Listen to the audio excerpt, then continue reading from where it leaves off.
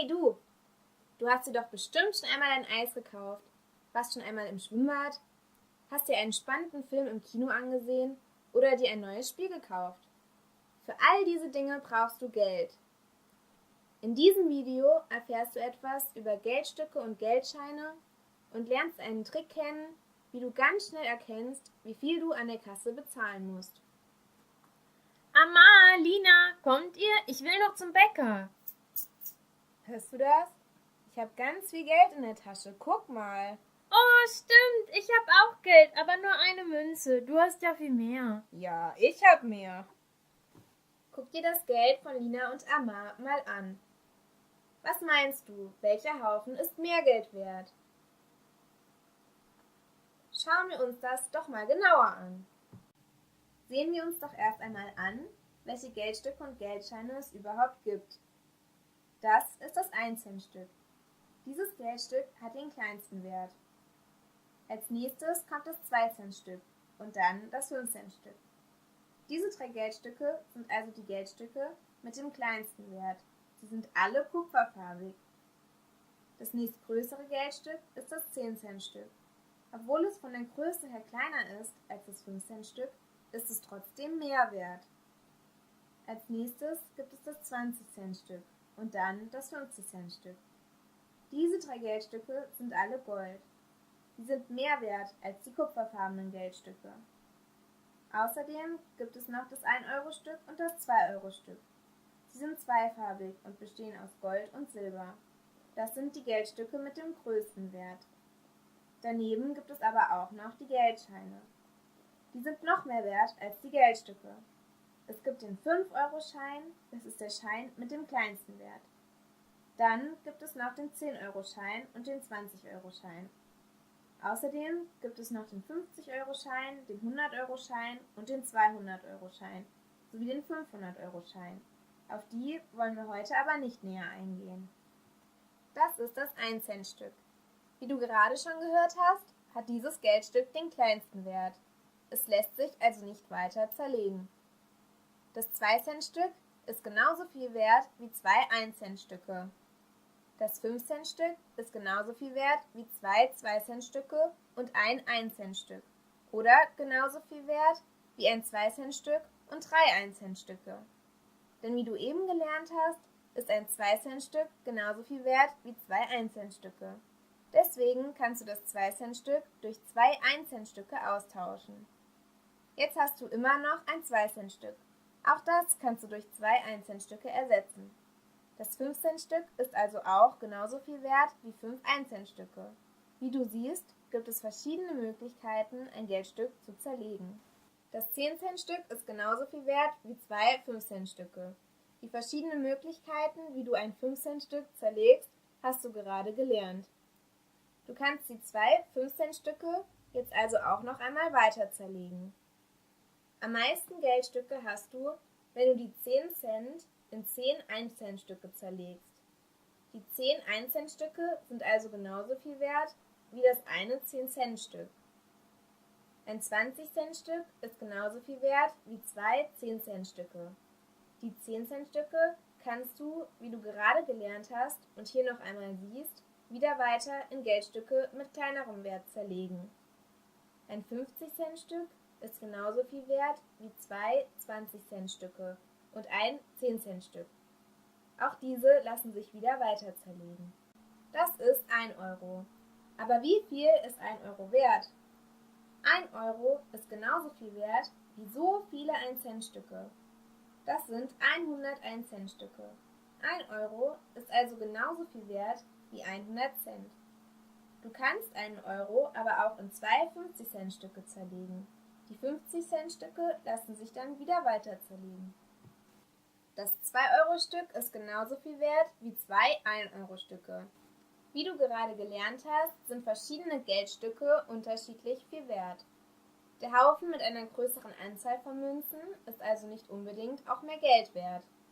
Schauen wir uns die Haufen doch mal genauer an.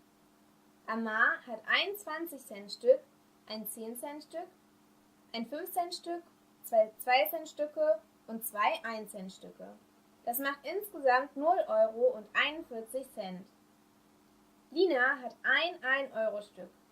Wie du gerade gelernt hast, ist 1 Euro so viel wert wie 100 Cent. Obwohl Lina nur ein Geldstück hat und Amma 7, ist ihr Geldstück also mehr Geld wert. Guten Tag. Hallo, Ich hätte gern 2 Weißbrote. gerne. Kommt noch was dazu? Ja, ein Hörnchen bitte. Dann habe ich bisher rund 3,30 Euro. Dann hätte ich gerne noch ein Kuchenstück. Das passt. Dann bekomme ich rund 30 Cent zurück. Das macht dann 4,66 Euro bitte. Hier, 5 Euro. Und Sie bekommen 34 Cent zurück. Mama, woher wusstest du das denn so genau? Ja, wie machst du das, dass du so schnell im Kopf weißt, was du zurückbekommst? Den Trick, den die Mama benutzt hat, nennt man Überschlag. Schau dir mal diese Rechenaufgabe an. Die ist ziemlich schwierig im Kopf zu rechnen. Der Überschlag hilft dir dabei, die Aufgabe leichter zu rechnen. Die erste Zahl der Aufgabe ist die 13. Die 13 besteht aus 0 Hundertern, einem Zehner und 3 Einern. Stell dir vor, dass die Sonne die 13 darstellt. Durch die Zacken fällt es Lina schwer, die 13 zu rollen. Genauso fällt es dir schwer, mit der 13 zu rechnen. Damit Lina die Sonne rollen kann, macht sie die Sonne rund. Genauso kannst du Zahlen runden, um leichter damit zu rechnen. Das nennt man Runden. Du kannst entweder auf den Hunderter oder auf den Zehner runden. Wenn du auf den vollen Hunderter runden möchtest, schaust du dir die Anzahl der Zehner an. Und wenn du auf den vollen Zehner runden möchtest, dann guckst du auf den Einer. Aber was heißt das denn jetzt genau? Wie du sehen kannst, ist der pinke Kreis kleiner als die gelbe Sonne. Lina hat die Zacken abgeschnitten, um auf eine runde Form zu kommen. So kannst du dir das Abrunden vorstellen. Denn so, wie die Sonne kleiner wird, wird auch die Zahl beim Abrunden kleiner. Hierfür gibt es eine Regel. Bei den Zahlen 0, 1, 2, 3 und 4 rundest du ab. Wir wollen die 13 jetzt auf den Zehner runden. Wie du gerade gelernt hast, musst du dir dafür die Anzahl der Einer angucken. Die 13 hat 3 Einer. Bei einer 3 rundest du ab. Das heißt, wir runden auf den vollen Zehner, der vor der 13 kommt. Das ist die 10. Somit ist die 13 rund 10. So wie Lina die runde Form leichter rollen kann als die Sonne, kannst du mit der gerundeten 10 leichter rechnen als mit der 13. Die zweite Zahl unserer Rechenaufgabe ist die 85. Sie besteht aus 0 Hundertern, 8 Zehnern und 5 Einern. Stell dir vor, die 85 ist die Blume. Genauso wie die Sonne lässt sich die Blume schwer rollen.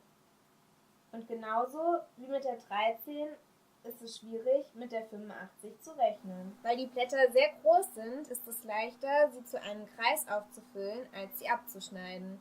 Genauso rundet man bei den großen Zahlen 5, 6, 7, 8 und 9 auf, weil sie näher am nächsten Zehner liegen. Das nennt man Aufrunden.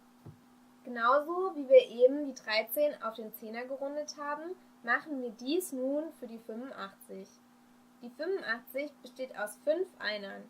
Also runden wir auf den nächsten Zehner. Das ist die 90. Also ist 85 rund 90 und damit kannst du leichter rechnen. Lass uns das Gelernte auf den Kassenzettel der Mama anwenden.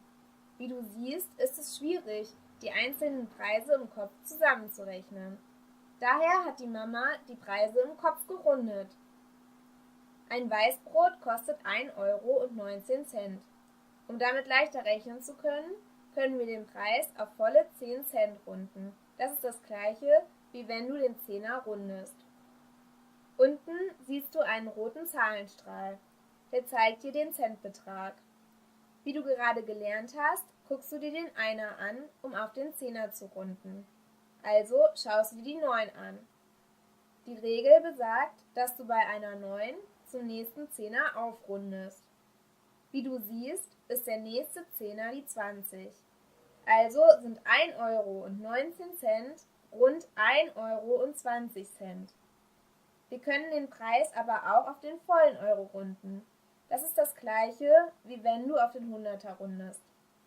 Denn wie du weißt, ergeben 100 Cent einen Euro. Dafür schauen wir uns also den Zehner an. Das ist die 1. Nach der Regel wird die 1 abgerundet. Somit sind 1,19 € auf den vollen Euro gerundet rund 1 Euro. Du erhältst also, je nachdem, ob du auf den Zehner oder den Hunderter rundest, unterschiedliche Ergebnisse. 1 Euro und 1,20 €. Das Hörnchen kostet 0,85 €. Auf volle 10 Cent gerundet ergibt das rund 0,90 €. Wenn du das Hörnchen auf den vollen Euro rundest, erhältst du nach Befolgung der Regeln rund 1 Euro. Der Preis für das Kuchenstück beträgt 1,43 €.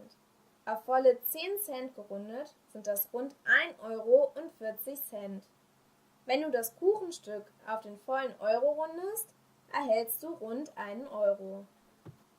Wenn die Mama alle Preise auf den vollen Euro rundet, erhält sie insgesamt rund 4,0 €. Wenn sie die Preise auf volle 10 Cent rundet, kommt sie auf rund 4,70 €. Wenn die Mama die Preise umgerundet zusammenrechnet, erhält sie 4,66 €. Doch wie entscheidest du, ob du auf den vollen Euro oder auf volle 10 Cent rundest? Wie du sehen kannst, sind die rund 4,70 € näher an dem ungerundeten Ergebnis 4,66 € als die 4 Euro. Das Ergebnis ist also in der Regel genauer, wenn du auf volle 10 Cent rundest, als wenn du auf den vollen Euro rundest. Allerdings ist es leichter, wenn du mit Preisen rechnest, die auf den vollen Euro gerundet sind. Je nachdem, wie genau dein Ergebnis sein soll, kannst du dich also für eine der beiden Möglichkeiten entscheiden. Komm, Lina, den Trick wenden wir doch gleich mal an. Dann lass uns unser Geld zusammenlegen, dann haben wir mehr. Okay!